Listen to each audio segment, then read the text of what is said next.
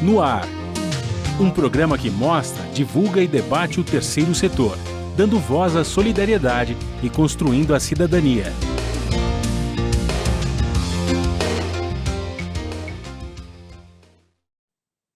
Olá, bom dia. Eu sou Joel Scali e começa agora o Observatório na Brasil Atual, um programa do Observatório do Terceiro Setor. No programa de hoje vamos falar sobre saúde e bem-estar. Com o SUS, o Brasil deveria ter bases sólidas para conseguir alcançar o Objetivo de Desenvolvimento Sustentável 3, de saúde e bem-estar da Agenda 2030. Mas a falta de investimento e a descontinuidade de políticas públicas na pandemia tornaram o acesso à saúde um privilégio no país. Para refletir sobre o assunto, nós vamos receber Laura Cury, que é assessora de Relações Internacionais da ACT, Promoção de Saúde e cofacilitadora do GT Agenda 2030. Ela atua com um ponto focal para as ODS 3, que é Saúde e Bem-Estar, nas últimas edições do relatório Luz. O professor Marco Antônio Zago, presidente da FAPESP, Fundação de Amparo e Pesquisa do Estado de São Paulo e membro titular da Academia Brasileira de Ciência. A co-apresentação do programa é de Frank Valverde, que também está lá os destaques do site do Observatório do Terceiro Setor. Você vai conferir as notícias do mundo com a repórter Laura Gabbert, da Rádio ONU, direto de Nova York. Bom dia, Franklin. Bom dia, Joel. Bom dia, Laura. Bom dia, professor Zago. E bom dia a você também que está em sintonia com o Observatório na Brasil Atual. Franklin, o seu destaque da semana. O que de mais importante, segundo a tua visão, aconteceu nessa semana? De uma certa forma, ainda repercute ainda, nós estamos já na quinta-feira, mas ainda está repercutindo um pouco a manifestação que nós tivemos aí no domingo, né? Do MBL, vem para a rua, enfim. O pessoal que era bolsonarista até antes de ontem, agora virou anti-bolsonarista, que é fora Bolsonaro, enfim. E eles querem construir uma terceira via, né? Só que mostra que essa terceira via está bastante tímida ainda, né? A construção está muito fraca, não há ainda perspectivas. E ao fazer essa terceira via, eles não fazem uma autocrítica, né? Porque eles estavam até outro dia aí com o Bolsonaro, né? Nós vimos aí na manifestação o ex-ministro Mandetta, o Amoedo, que era do Partido Novo, também, que de uma certa forma, nem que seja por omissão, também apoiou o governo Bolsonaro. Então, essa é o caldo de cultura que nós estamos vivendo nesta semana, Joel. Franklin, já que você recordou da semana passada, o atentado do 11 de setembro comemorou 20 anos. Né? É verdade. E o mundo ainda sofre consequências deste ato. O que você pensa sobre isso? Né? De que maneira? Porque depois do 11 de setembro, nós tivemos um comprometimento das democracias no Ocidente. Melhorou para os Estados Unidos internamente, mas o resto do mundo, as condições pioraram. É verdade que o atentado de 11 de setembro, de 20 anos atrás, foi um divisor de águas, né, Joel? Acho que o mundo passou a olhar de uma forma diferente a maneira como se transporta também pelo mundo, né? Dá muito mais, digamos, uma série de fiscalizações que antes não existiam, né? A liberdade de você ir e vir de uma certa forma é muito mais, não digo restrita, mas ela teve que se enquadrar numa série de medidas, né?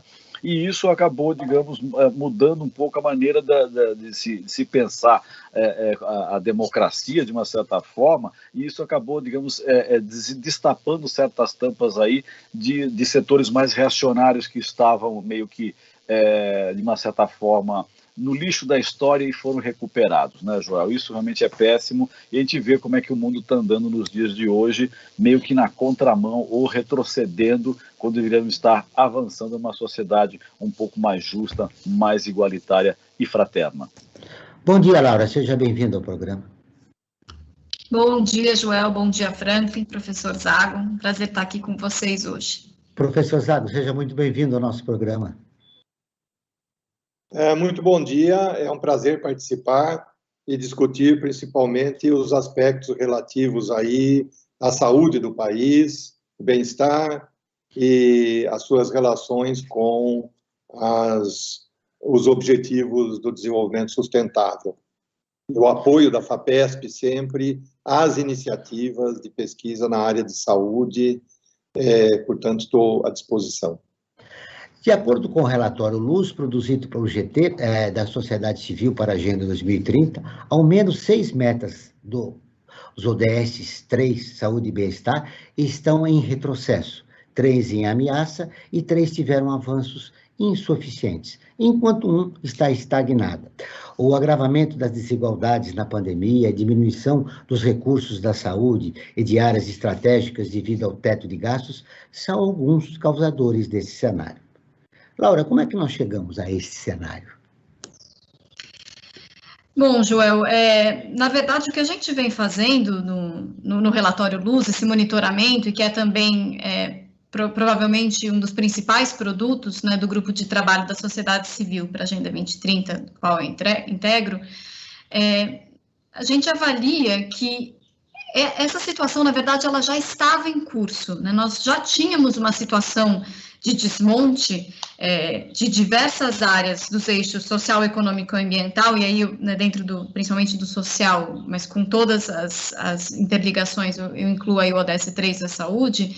Isso, na verdade, foi agravado e ficou mais latente com a questão da pandemia, né? Escancarou todas as dificuldades, as inúmeras dificuldades que a gente enfrenta no país e evidencia, então, esse cruzamento entre as crises, né, a sanitária, mas também uma crise social, política, econômica, ambiental, né, democrática que a gente vive. Falando de um modo geral, né, nesse último relatório Luz, isso a gente percebeu nas 92 metas das 169, que são do total, que estão em retrocesso, que apresenta quase 55% do total. E as demais estão estagnadas, ameaçadas, né, como você disse, apenas menos de 8%, com algum progresso, mas um progresso insuficiente. Nesse ano, a gente ressalta que nenhuma das metas foram avaliadas com progresso suficiente. E isso também se mostrou no objetivo relativo à saúde e bem-estar de todas as pessoas em todas as idades. Né? Como você falou, das 13 metas desse ODS, 6 estão em retrocesso. E das outras, a gente percebe uma estagnação, retrocesso, progresso insuficiente, como atingir a cobertura universal de saúde, apoiar a falta de apoio e de financiamento adequado para pesquisa, para desenvolvimento de vacinas, de medicamentos, e aumentar substancialmente o financiamento da saúde, que você já colocou como, né, a própria questão da emenda constitucional 95, né, o teto de gastos. Então, a gente vem percebendo um cenário bastante preocupante, mas que é agravado. E isso a gente percebeu, inclusive, de um ano para o outro, já durante a pandemia. Professor Zago, de que maneira podemos reverter essa situação? Bem, preciso retornar aqui, ó. Acho que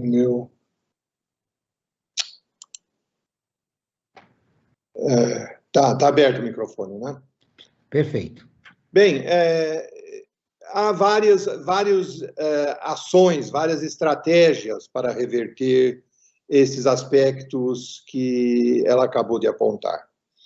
Alguns são de responsabilidade predominante do governo federal. A principal delas é a questão dos recursos para atividade de assistência à saúde e, principalmente, recursos para o SUS.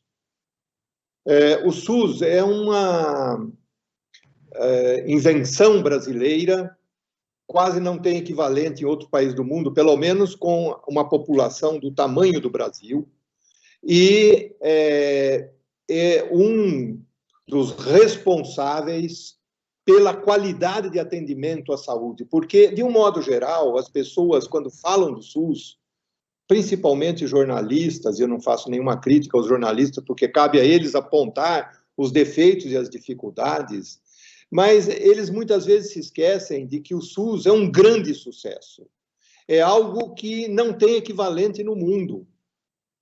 Você veja, no estado de São Paulo, eu fui secretário de saúde do estado de São Paulo, com uma população de 43 milhões de habitantes, há 28 milhões de pessoas no estado de São Paulo que não têm planos de saúde. Eles dependem exclusivamente do atendimento do SUS. Então, nós não podemos esquecer o aspecto positivo de algo que foi criado ao longo de 30 anos. É uma construção coletiva dos governos que antecederam o governo atual, tá certo? De médicos e de políticos ele precisa ser poupado. Agora, o SUS, para funcionar, uma das coisas que ele precisa, não é a única, é dinheiro. Ele precisa ter aporte financeiro que deve vir do governo federal, dos estados e dos municípios. E, ao longo dos anos, o que nós temos visto é uma redução dos recursos de natureza, de origem federal, e que têm sido cobertos, em parte, pelo menos, pelos governos municipais. Os prefeitos reclamam disso e com muita razão. Então, este é um dos aspectos para reverter esta questão. O outro aspecto importante, que ainda está na esfera federal, é que a gestão do SUS e a execução dos programas do Ministério da Saúde depende de um corpo técnico altamente qualificado. E o Ministério da Saúde do Brasil, embora seja uma estrutura gigantesca, ele sempre se caracterizou por ter técnicos competentes que atuam de uma maneira quase que automática na execução de políticas de saúde. Haja visto, por exemplo, o Programa Nacional de Imunização, as vacinas. O Brasil é um campeão disso, sempre funcionou muito bem. Como secretário da Saúde, eu não tinha que me preocupar com o programa. Ele está absolutamente estruturado e hierarquizado. No entanto, eu vejo com muita tristeza que a cobertura vacinal no país caiu significativamente quando se vai de 2017 a 2019. Então, este é um dado objetivo de perda de qualidade da atenção à saúde pública. Isto não depende, este aspecto não depende, por exemplo, das agências financiadoras de pesquisa como a nossa, a FAPESP. Agora, a FAPESP pode contribuir para numerosos outros aspectos relacionados à qualidade de saúde, promovendo a pesquisa, desde a pesquisa básica em aspectos fundamentais, laboratoriais de conhecimento da doença, até sustentando programas de interesse do SUS. Nós temos, por exemplo, um programa de pesquisa em que nós apoiamos projetos conjuntamente com recursos do SUS para a promoção de saúde pública, enfim, atenção à saúde e assim por diante. Durante a epidemia agora do Covid, talvez você queira falar isso numa sessão separada, porque nós podemos tratar desse aspecto também. Ao longo do programa nós vamos tratar, professor Zago. Eu acho que eu dei um quadro inicial da minha opinião a respeito disso e nós podemos voltar futuramente. Laura, feito o diagnóstico pelo relatório Luz, e aí, de que maneira nós podemos reverter essa situação que se encontra hoje, a saúde e o bem-estar no país? Bom, primeiro eu queria só colocar que eu acho que estou de pleno acordo com as colocações do professor Zago, que, por exemplo, a questão que a gente precisa valorizar o SUS, que mais do que nunca mostra a sua importância e o seu valor. E o que a gente vê desde 2016 é um desfinanciamento do SUS, que é uma coisa que a gente vem apontando ano após ano. Então, já para enfrentar a pandemia, o SUS já entrou aí com essas dificuldades de orçamento. Então, e ainda por cima, nesse ano nós verificamos que o Executivo deixou de gastar quase 23 bilhões de reais que estavam previstos para o Ministério da Saúde. Então, assim, esses são recursos que poderiam ter sido utilizados para aumentar o número de vacinas, de máscaras, kits de intubação, oxigênio, leitos de hospital. Então, só aí a gente, além de já não ter um orçamento adequado, suficiente, ainda por cima a gente não consegue executar esse orçamento na sua integralidade. Acho que essa é uma questão fundamental, numa recuperação de realmente... Nós vamos destacar exatamente isso, o relatório Luz destaca que ficaram sem uso 22,8 bilhões da dotação orçamentária reautorizada em 2020 para o SUS, recursos que deveria ter aumentado o número de vacinas, kits de intubação, máscaras e leitos, Exatamente. Mais recentemente, a gente teve também a notícia do vencimento da validade de diversos insumos, né, para a saúde, como os medicamentos, vacinas, os testes, inclusive para doenças raras, o que chegou numa perda de 243 milhões de reais, né? E, de novo, isso num ambiente onde o orçamento da saúde, que já era insuficiente, está diminuído por conta do teto de gastos, que é uma questão que a gente acha que precisa ser revista, né? Ele precisa ser revogada.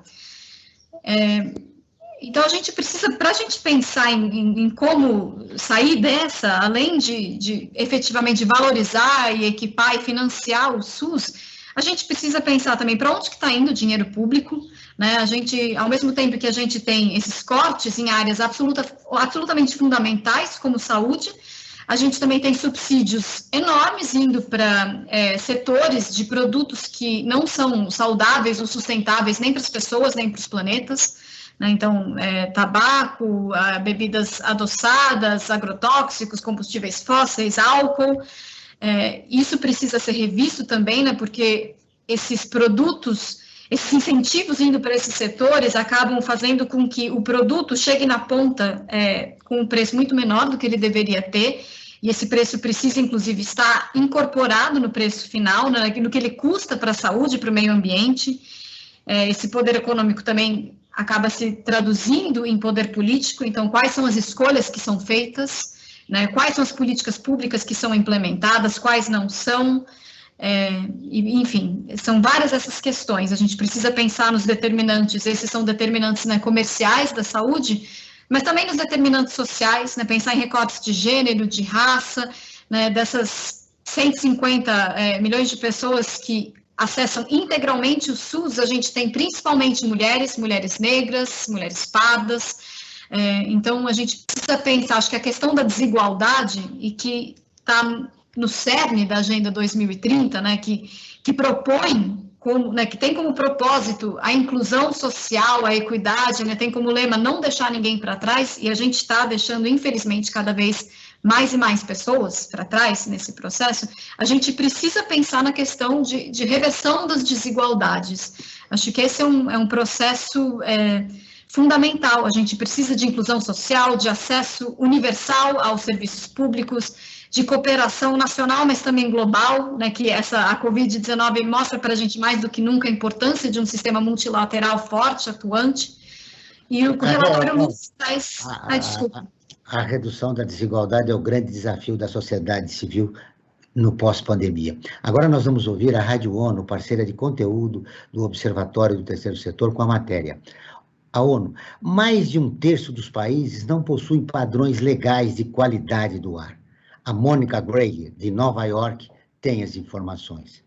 Uma análise lançada pelas Nações Unidas revela que 1/3 dos países do globo não possui padrões de qualidade do ar ambiente exigidos por lei, e pelo menos 31% das nações que podem adotar esses padrões ainda não o fizeram. As conclusões são do estudo Regulação da Qualidade do Ar, primeira avaliação global sobre a legislação da poluição do ar. O alerta partiu do Programa da ONU para o Meio Ambiente, o PNUMA, e da Organização Mundial da Saúde, OMS. A pesquisa examinou legislações de qualidade do ar em 194 países e na União Europeia. Segundo o PNUMA, o relatório traz informações para um modelo robusto de governança da qualidade para qualquer legislação nacional e propõe um tratado internacional sobre padrões de qualidade do ar ambiente. A OMS afirma que a poluição do ar é o maior risco para a saúde ambiental. A agência estima que 92% da população mundial habite em áreas onde a poluição excede os limites da segurança. As maiores vítimas são mulheres e crianças e pessoas da terceira idade em países de baixa renda.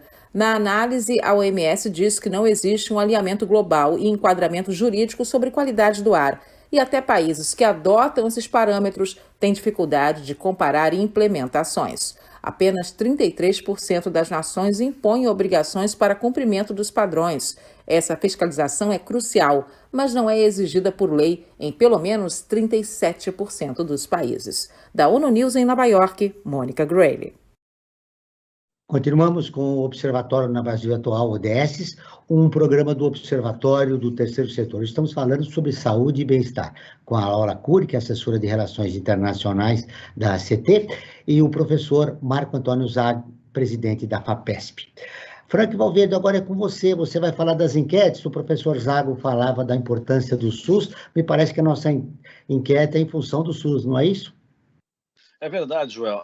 Eu tenho duas informações para dar. A primeira é sobre a nossa enquete, né? Nós temos uma enquete, cada programa que nós realizamos, nós fazemos uma enquete com o tema do programa. E para este programa aqui, nós fizemos a seguinte pergunta: você é a favor do SUS?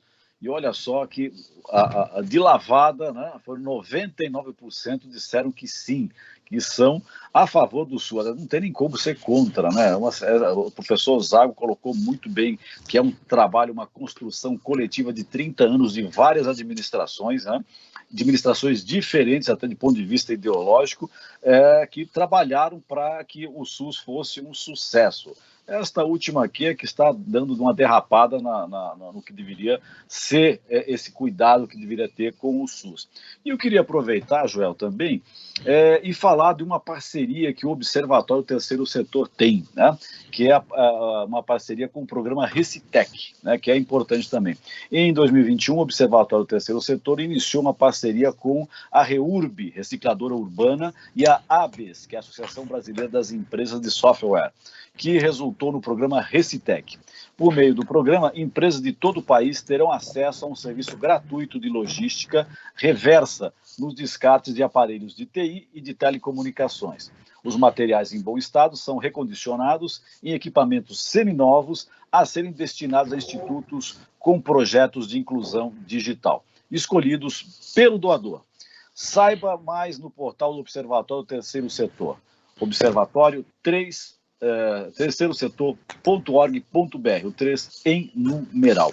E eu queria aproveitar, Joel, já que eu falei da pesquisa, da enquete, melhor dizendo, que nós fizemos, que deu 99% a favor do SUS, e até o professor Zago colocou o que falta é verba, tal, investimento para que esse sistema único de saúde funcione de uma forma satisfatória para toda a população brasileira.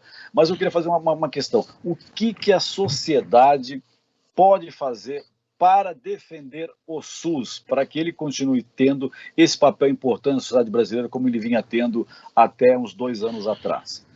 E hoje também tem, mas digamos que ele está um pouco combalido. Laura, poderia iniciar por você. Bom, eu participo de organizações, né, sou da CT Promoção da Saúde, que trabalha principalmente com o advocacy, né, que é para você promover políticas públicas, né, que digam respeito ao interesse público, coletivo. Então, acho que, a começar por aí, né, então a sociedade civil pode e deve exercer esse papel de levantar a voz e de lutar por aquilo que diz respeito ao coletivo. E dentro, como eu estava falando, na minha última fala, no relatório Luz, a gente coloca 136 recomendações do que poderia ser feito para a gente conseguir, né, mudar o rumo e atingir a sustentabilidade, né, chegar no 2030 que a gente quer. Eu acho que a sociedade civil tem um grande papel a ser desempenhado nesse sentido. Nesse sentido, realmente, de levantar a voz, de fazer valer os seus direitos, né? A gente tem visto sistematicamente a gente perdendo esses direitos que foram construídos arduamente ao longo das últimas décadas, né? E a gente tem agora também, inclusive, uma oportunidade, pensando nas eleições no ano que vem, né? Não só do que a gente, né, quais são as plataformas, as propostas de quem a gente elege, mas também de perceber que nós continuamos fazendo a nossa parte enquanto sociedade civil, que a gente continua fazendo esse monitoramento e cobrando aquilo que é essencial.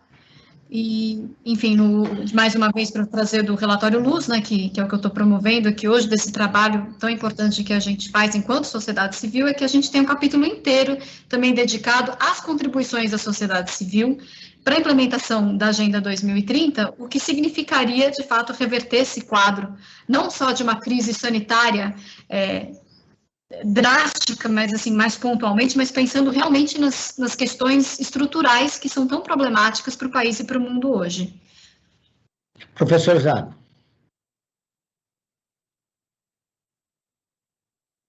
Aqui. Ok. O que a FAPESP faz para reverter essas coisas? Essa é a minha resposta. Não aquilo que eu, como cidadão, faço ou devo fazer, mas o que a instituição que eu dirijo faz. A FAPESP é um instrumento da sociedade civil. Ela tem que ser entendida como tal, porque ela é uma fundação autônoma, criada pelo governo do Estado de São Paulo há 60 anos, certo? E que recebe recursos previstos na Constituição do Estado. A Constituição do Estado de São Paulo determina que 1% de toda a arrecadação tributária do Estado venha para a FAPESP, e que a FAPESP empregue isto na pesquisa científica e tecnológica voltada para o desenvolvimento do Estado de São Paulo. Então, de certa forma, nós somos um instrumento da sociedade civil que atuamos independentemente. A FAPESP tem um conselho com 12 membros nomeados pelo governador, mas que tem autonomia de ação. E, ao longo de 60 anos, temos feito isso. É por isso que, para comemorar os nossos 60 anos, a primeira coisa que nós fizemos foi criar um portal da FAPESP, portal dos Objetivos do Desenvolvimento Sustentável. Então, um portal com os 17 objetivos, e cada um, se você clicar, você vai ver tudo que a FAPESP fez a favor daquele objetivo. Não a FAPESP, porque a FAPESP não executa nada. Ela simplesmente administra recursos públicos e os encaminha para as universidades, institutos de pesquisa, empresas públicas, empresas privadas, para atender os objetivos de desenvolvimento do Estado. Então, eu já falei da nossa participação no objetivo 3, que é o que se foca na questão da saúde e do bem-estar, mas nós temos programas muito fortes em outros, que correspondem a outros objetivos, a outros ODSs, como, por exemplo, o 7, energia sustentável para todos, o 9, fomento à inovação, o 10º, redução das desigualdades. Nós temos um centro de pesquisa mantido pela FAPESP, voltado exclusivamente para a questão das desigualdades. Temos o 12, produção sustentável, o 13, combate às mudanças climáticas. A FAPESP tem um programa de vários anos já sobre mudanças climáticas globais. A FAPESP é hoje a agência de pesquisa no Brasil, considerando estaduais, federais, qualquer que seja, é a agência que mais investe em pesquisa sobre as mudanças climáticas globais e como reverter essas mudanças e como reverter seus impactos, tá certo? A conservação e uso sustentável dos oceanos, o uso sustentável de recursos terrestres. Então, nós temos um programa de bioenergia e energias renováveis, um programa de biodiversidade, esse de mudanças climáticas que eu já falei, pesquisa na Amazônia. É novamente a agência brasileira que mais coloca recursos na pesquisa na Amazônia. Então, nós tentamos, de certa forma, neste portal, dar transparência aos cidadãos, porque os recursos da FAPESP vêm dos impostos. Então, nós queremos contar aos cidadãos o que é que a FAPESP faz com esses recursos para promover o desenvolvimento dos 17 objetivos do desenvolvimento sustentável. A atenção primária, porta de entrada no SUS, vem sofrendo cortes em seu orçamento desde 2017, após a emenda constitucional 95 do teto de gastos. A falta de investimentos fortaleceu a queda de quase 50% no número de consultas observada durante a pandemia em 2020. A redução chega a 69% em abril e maio do ano passado, segundo dados do DataSUS do Ministério da Saúde. Algumas cirurgias e tratamentos tiveram que ser adiados devido à pandemia. Qual a importância de fortalecer a atenção primária para evitar doenças mais graves? Eu vou começar com você, professor Zago. porque o senhor esteve na área da saúde especificamente e conhece bem esse problema. Qual é a importância de a gente fortalecer a atenção primária para evitar que doenças mais graves batem e custem mais caro para o cidadão em termos de impostos, né, de investimentos? Talvez eu não tenha, vamos dizer, não dê ênfase suficiente, não seja capaz de dar ênfase suficiente a quão importante é o fortalecimento da atenção primária. Principalmente quando se trata de um programa como o SUS, que é um programa para a população brasileira, a população geral brasileira. Então, não há nenhuma dúvida que a maior parte dos problemas médicos podem ser tratados e prevenidos pela atenção primária. E isso não é uma opinião apenas minha. O senhor encontrará certamente que 99%, eu nunca vou dizer 100%, porque sempre tem alguém que discorda, mas 99% dos acadêmicos, dos professores das escolas de medicina, daqueles que atuam na atividade médica, mesmo aqueles que atuam na atividade médica ultra especializada, nos hospitais ultra especializados de atendimento, por exemplo, para câncer, doenças infecciosas, etc., todos eles vão concordar que a principal porta de solução dos problemas de saúde da população é um atendimento primário forte. Tanto que, por exemplo, muitas escolas de medicina, quando eu estudei medicina, por exemplo, o ensino da medicina era centrado no hospital. Eu aprendi medicina dentro do hospital. Na verdade, a minha faculdade era pioneira numa série de aspectos, e um professor de medicina preventiva havia criado um posto de atendimento numa pequena cidade, numa vila próxima de Ribeirão Preto, e nós íamos lá para atender e aprender medicina rural. Mas isso era excepcional naquela época. Então, eu aprendi medicina, e toda a minha geração, dentro do hospital, medicina ultra especializada. No entanto, este mesmo grupo de professores entendeu e mudou completamente o ensino da medicina hoje. O ensino da medicina hoje, em grande parte, é feito fora dos hospitais. É feito na comunidade, é feito nos postos de saúde, nas UBSs e assim por diante, porque é assim que o médico vai atuar. Então, eu quero reforçar a importância disso, sou perfeitamente de acordo e os meus colegas médicos e professores de medicina concordam com isso. O que você pensa sobre esse assunto, Laura, por favor? Desculpe, eu não entendi a pergunta. O que você pensa sobre esse assunto da atenção primária e o corte, né, dos investimentos em relação ao SUS, sobretudo nesse período de pandemia que deveria aumentar, né? Pois é aquilo que a gente falou, né? O SUS já entrou com déficit para responder uma crise de tamanho porte, né? E a gente percebe ainda com a questão da pandemia, é justamente isso, né? As pessoas deixaram, talvez, de buscar atendimento. Então, diagnósticos deixaram de ser feitos, tratamento. Muitas pessoas, ou porque realmente o foco, né, foi deslocado para a questão da Covid-19, o foco, os recursos, mas também porque as pessoas têm receio, né, de se contaminar nas clínicas, nos consultórios, nos hospitais. Então, isso eu acho que é um problema que vai ter que ser resolvido, inclusive, mais para frente, né? Isso cria um outro problema na recuperação, além da questão também da síndrome pós-Covid, né, para aqueles pacientes que foram acometidos e que sobreviveram à Covid-19.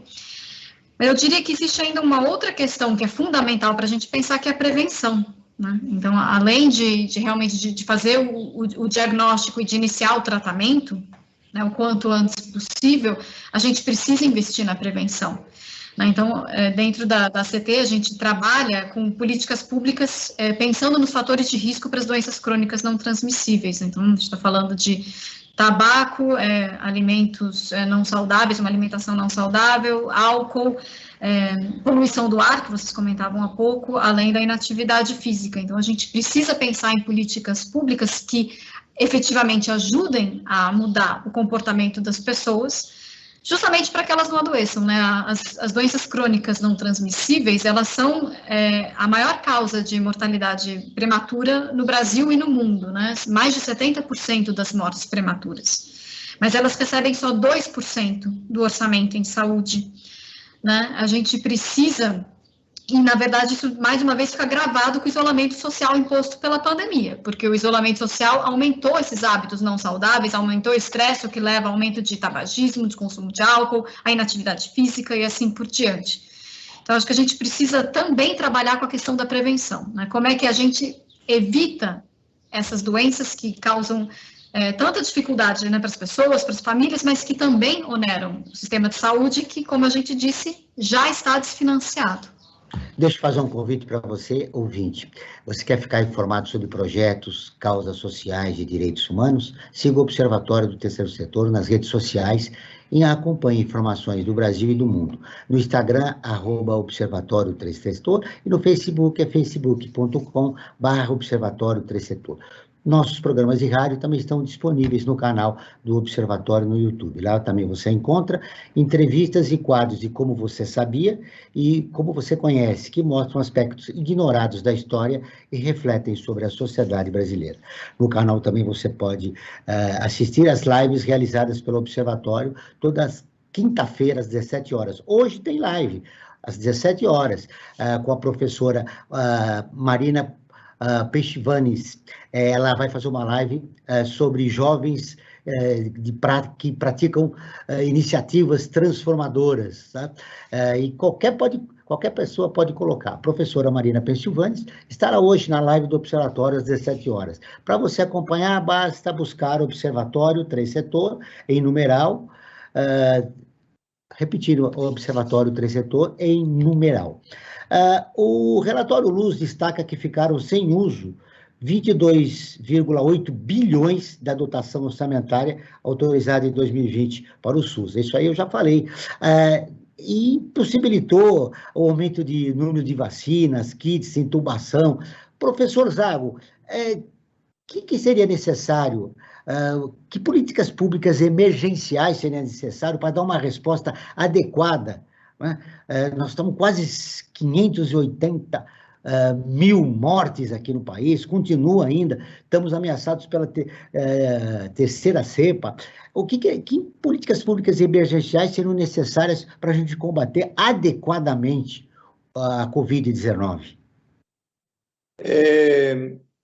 Muito obrigado, Joel. A pergunta é muito pertinente, porque, embora nós tenhamos, aparentemente, entrado numa fase de redução desta segunda onda da epidemia aqui no país, nós não temos segurança de que isto continuará assim e não temos certeza de que não teremos uma onda futura. Esperamos que não, mas há uma melhora, mas temos muito ainda para entrarmos numa fase de convivência tranquila com esta doença.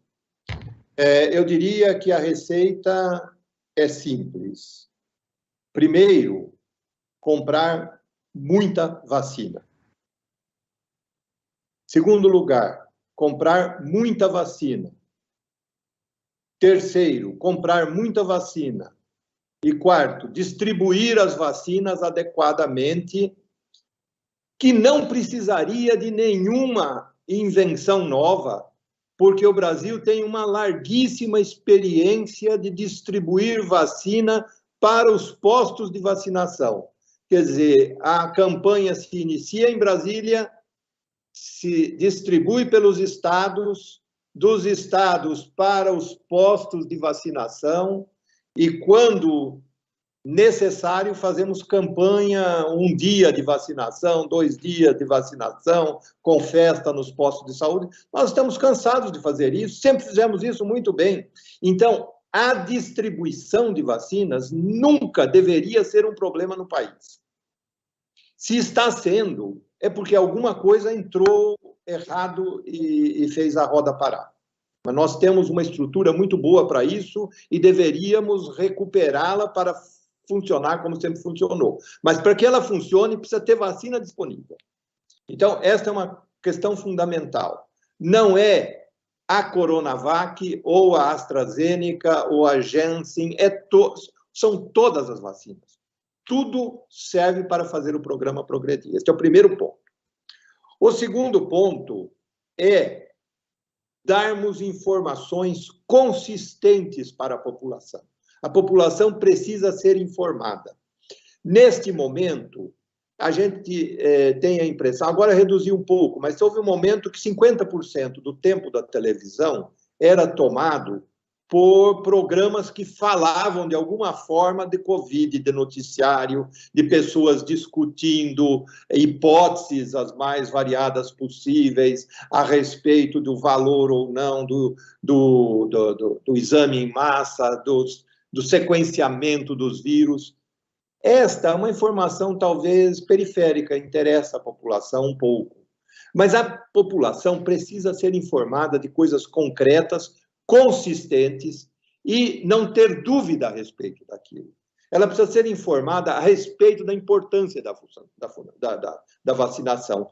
No momento em que alguém começa a pôr dúvidas a respeito e se vai funcionar ou não, e se pode ter efeitos colaterais ou não, você cria dúvidas desnecessárias na população.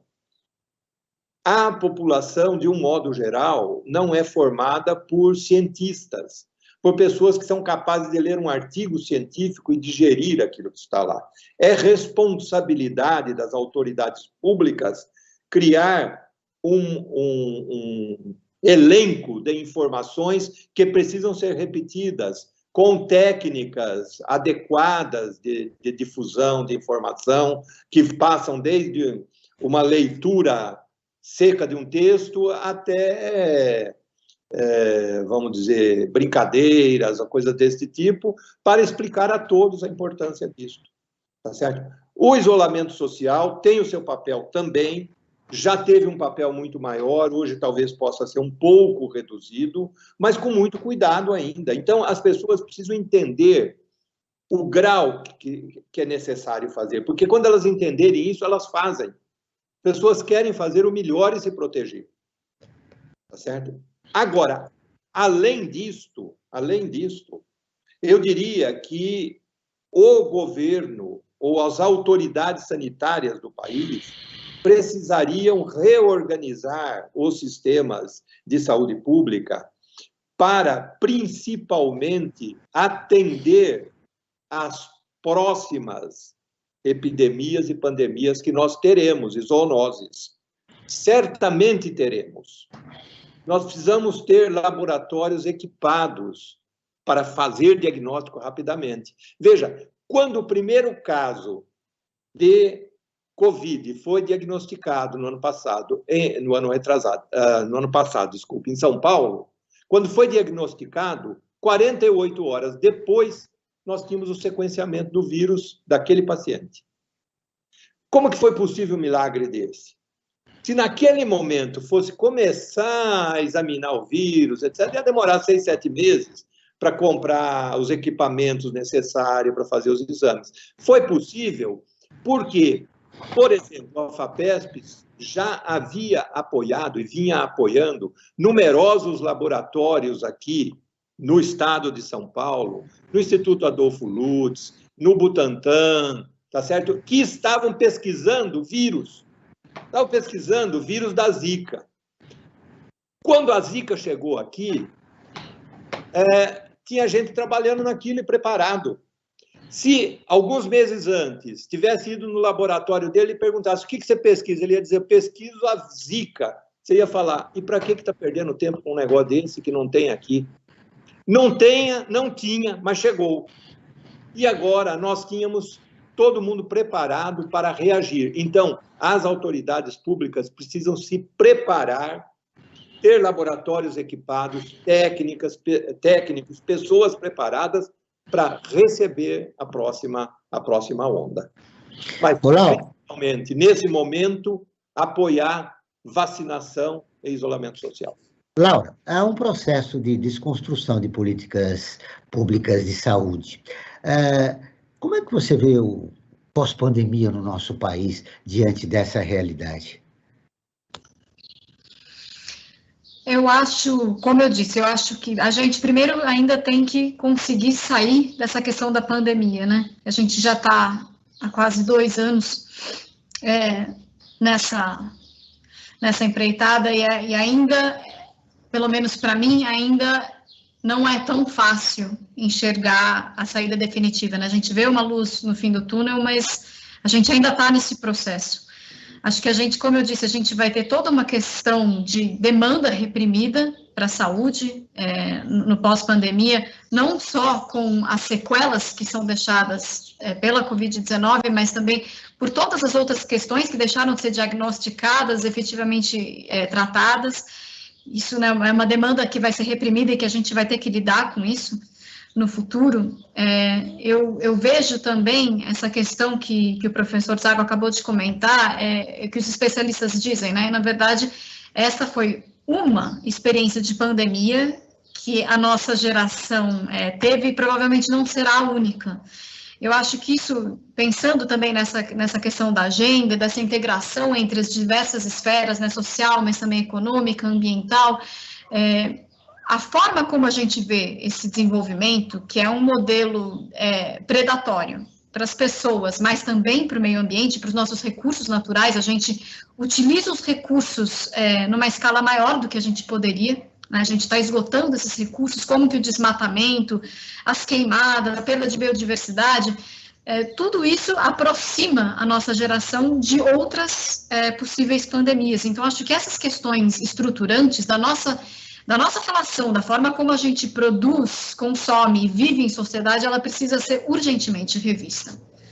Então, não é só para essa questão desta pandemia da Covid-19, mas realmente pensar nisso como um ponto de mutação e de talvez perceber o esgotamento de um modelo e repensar de agora em diante, que eu acho que é um convite que a Agenda 2030 nos faz. Franklin, nós estamos caminhando para o final do programa e você tem alguns destaques, destaques do site do Observatório. Enfim, eu gostaria que você fizesse um resumo e já desse seu destaque final para eu deixar um tempo para a despedida dos nossos 2 convidados.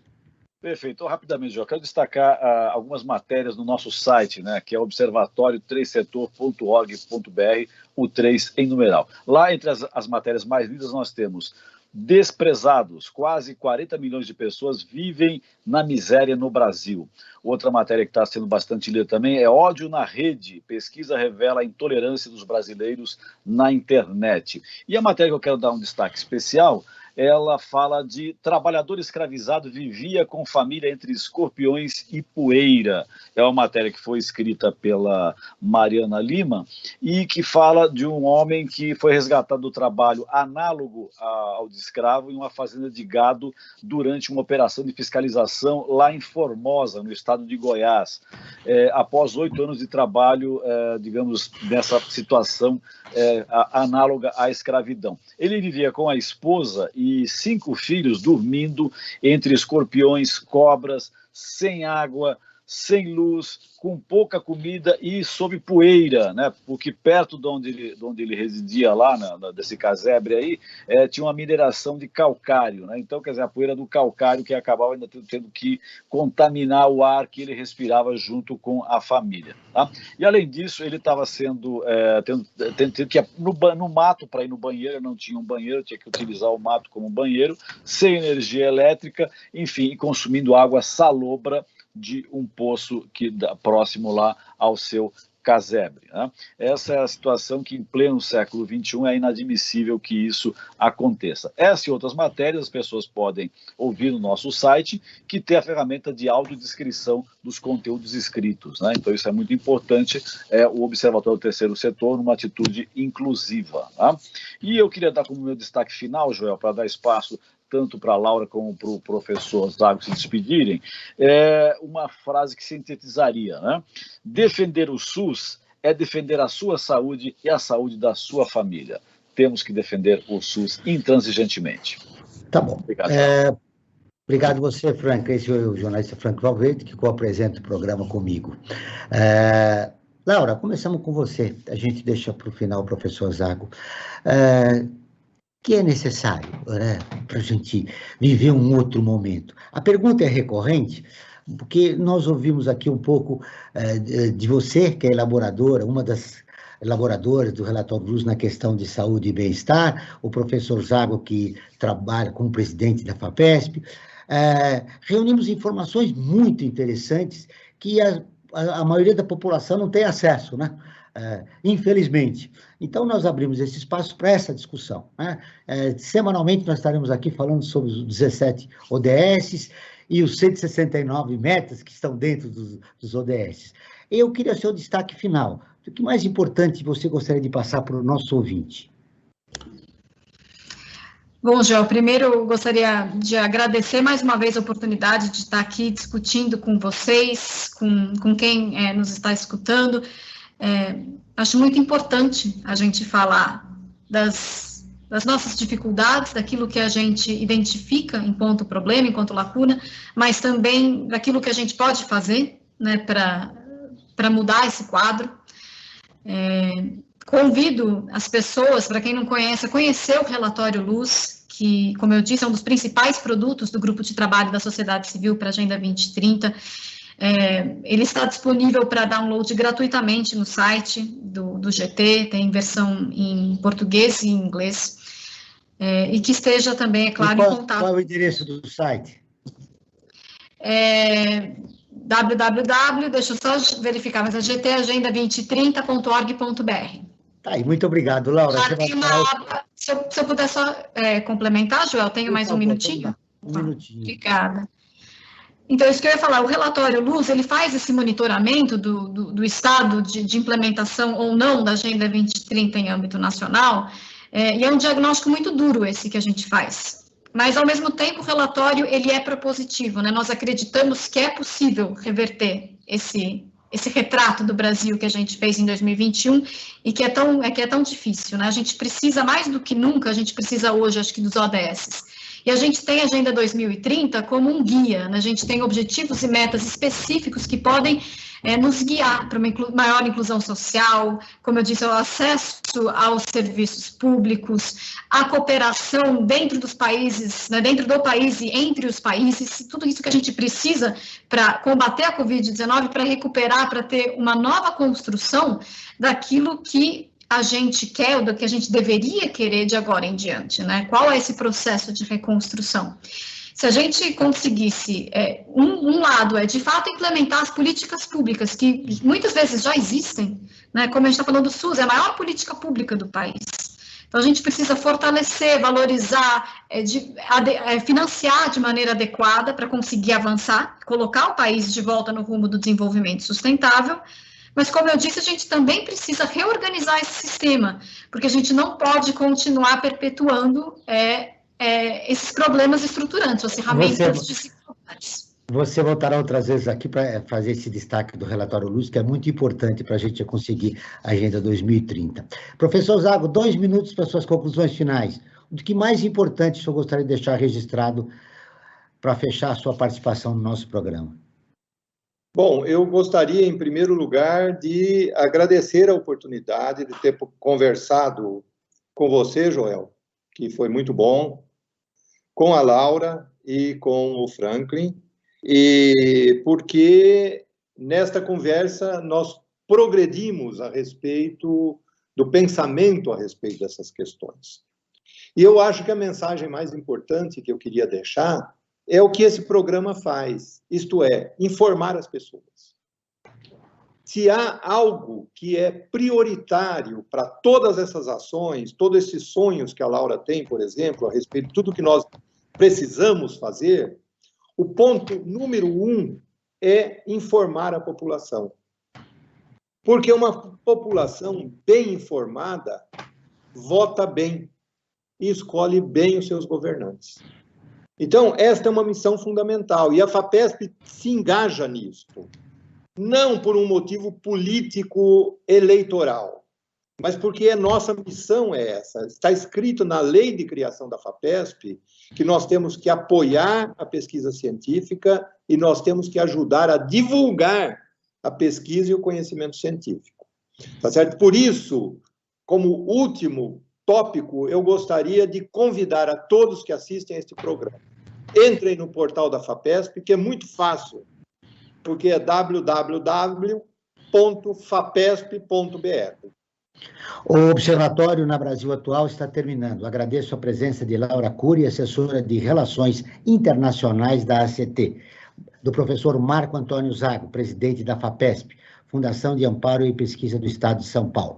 Esse programa foi produzido pela equipe do Observatório do Terceiro Setor. Na próxima terça-feira, às 9 horas, acompanhe nosso programa Brasil Cidadão, sempre com assuntos importantes da atualidade. E ficamos por aqui, sempre na luta por uma sociedade mais justa, solidária, sustentável e tolerante.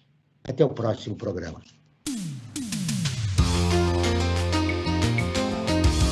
Você ouviu na Brasil Atual mais uma edição do Observatório do Terceiro Setor, sempre na luta por uma sociedade mais justa, solidária, sustentável e tolerante.